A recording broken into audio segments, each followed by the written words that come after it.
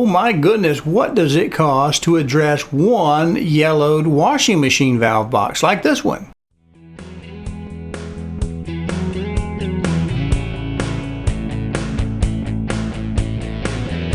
Well, if you've been watching any of this series, you know I've been redoing the laundry room a little bit just because it needed to be done. And really the movement for this, the impetus, was that the floor had pulled away a long time ago. Roll vinyl flooring. And I'm not against I don't turn my nose up against it. If you're trying to get it in a house or need a quick fix and you're on a severe budget, that roll vinyl will work. And I like it because it's a single membrane and it's waterproof. But a lot of people turn their nose up on it. And anyway, I just needed to fix what I had. And it's a little bit wieldy for me to work with those big roll stuff. So I chose to use some vinyl plank. But that's a different video. This one is, how do I address this ugly yellow box? Now, I'm going to paint the whole room before it's over. And I'm going to work on it. And I'm going to start at the top, because if I'm going to put a floor in, I might as well wait till after I get everything painted and updated to do it, just in case. And I did. Here's the finished box. We can look at that, and we can also see that you can still see the yellow box. This is the white one now, but you can tell that you could still see that yellow box if the whole rest of the room is all brightened up and pretty. So how much does it cost just to make the yellow go away? Thank you for watching this video. I appreciate it. I have a story and a little bit of an ask of you. I also run a parallel channel on Rumble because of the story. I've had a YouTube channel for well over 10 years. It started out just for me and for friends, and it kind of grew. People liked the content, and very organically it grew. Never advertised or whatever. I got what I call a nastygram email from YouTube saying, if you don't advertise on your videos, we reserve the right to advertise on them. So I applied to their program. I went a full year and it timed out. They never would approve my channel, even though it met all the requirements. I've gone back. I'm in my second year. They don't do it. I had lots of views and things going up until the point my knees went bad and I couldn't get around, and I did a series on ATF items, silencer, suppressors, and ARs and etching and things like that. And all of a sudden I have fallen off the face of the earth. So if you will please consider helping someone else, you can let your voice be heard if you'll subscribe and hit the notification bell. If we get more activity coming back on this way, maybe somebody will notice. Maybe it'll help. I appreciate your time. I apologize for interrupting this video. Well, let's go look at what a valve box costs. I got a screen keyed up here. This is nothing more than Google looking for washer box lows, okay? Here's one, shark bite, ball, quarter turn. I like quarter turn versus the saddle valves, but that's 50 bucks. Now here's one, Oatly. Oatly's a very reputable brand in the plumbing business, and it's got one for 44, and it's quarter turn copper sweat. So that's a different type of valve. This is shark bite, that's copper sweat. This one right here at Supply House is cheaper, but I imagine you have to pay freight on that to get it in, so that's going to bring the price up, and you have to wait.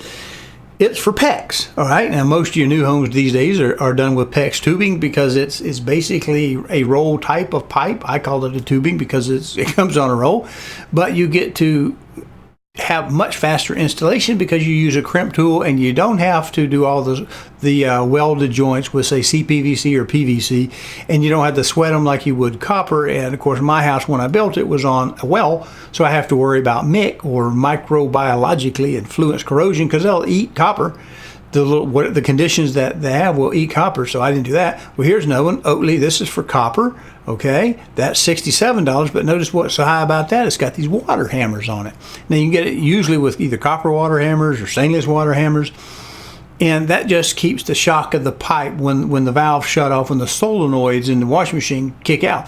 Now, my washer is old. I didn't realize it was that old. It seemed like just the other day I bought it, but when I was rehabbing the room, I realized that from the marker date I put on the back of that washing machine, it was 2013 when I put it in. I think 10 of 2013 when I bought it, put it in. So it's coming up on 10 years, and my dryer is older than that. And I'm not about to change that bad boy out because it's been converted to a side discharge so that I could get a little bit more room in there to work.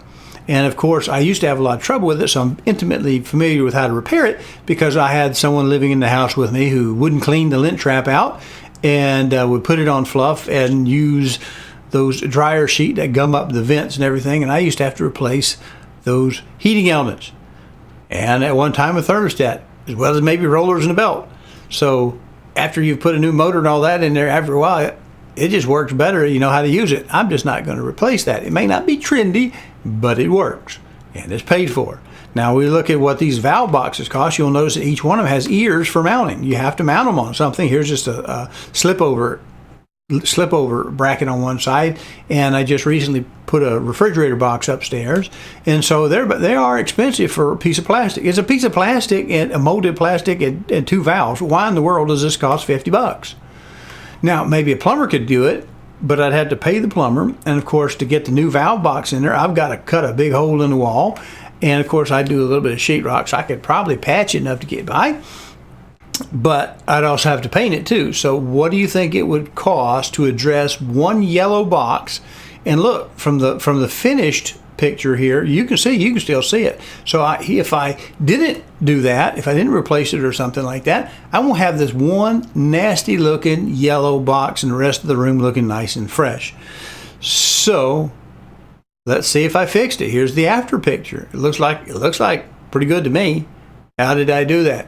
Well, it's really not that difficult. All I did was paint it. I'm going to paint it anyway. I haven't put the new floor in just yet, so I can mask over it. I was going to paint the cabinets anyway, so I just mask over and paint it. The trim ring comes off. We can take that out to the garage and paint it a couple of 3 or 4 times with, say, Krylon paint. I like Krylon. It dries quick and it dries hard, and they have a series that actually will work with plastics. So I sprayed the ring, sprayed the unit. I like to use electrical tape around the base of the valves because it conforms really well. And then I use maybe masking tape or something else on the top, leaving the knob off the hot because I painted it red.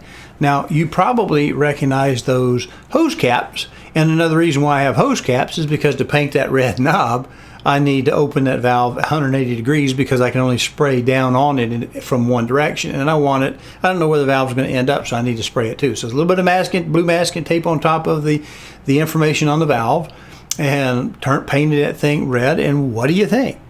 I figure it used about a half a can of paint. Paint's about $8, so I figure I probably got $4 in this fix in a little bit of time.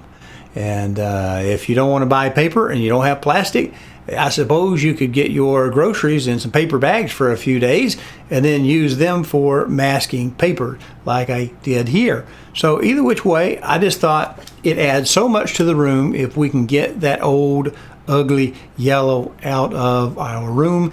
And there's an easy way to fix it that doesn't involve hiring plumbers. It doesn't require, so it doesn't need a plumbing permit, and we don't need to get sheetrockers in or painters in. We can probably handle all that ourselves. And what do you think? One last time, look at this picture. $4 to fix the before and after. So I appreciate you watching.